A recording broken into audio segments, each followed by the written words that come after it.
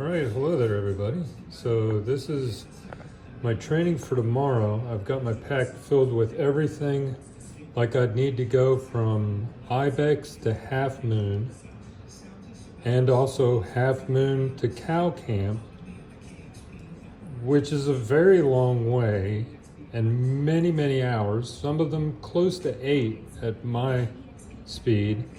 So tomorrow's going to be all about, I got to run a 16 miler, so it's going to be relatively the same distance, but I'll get it done so much quicker because, you know, non-elevation and tired legs.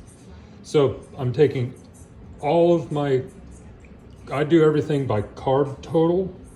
So, you know, got 90, got 50, this is like 36, this is 44,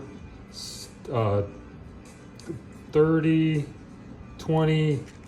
These count for like another, I think I said 4 of these count for like 20.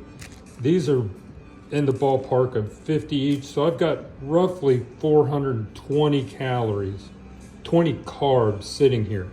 And that's for 7 to 8 hours of time. Plus what I'm going to eat at an aid station. So I'm not carrying like 500 carbs with me. I kept about 80 back for like 1 hour because I'll be able to load up at a aid station, which one peanut butter jelly sandwich, if they cut them into 4s, take 4, and that's 50 carbs. So that and some other random carb amount of things, maybe some more potatoes while I'm there, or grab 4 little baby potatoes, put them in a pouch, take them with you, add a salt, and that'll give me the extra 100 carbs or 80 to 100 carbs I'm looking for over the course. So I'm gonna put all this stuff in my pack. I'm not gonna eat all this stuff tomorrow because I will not be gone that long. I would really probably feel sick if I had that much tomorrow in my 4 hours of training. So best to be prepared and tote all this stuff and know where it is and know how to get to it, and that's what training's for.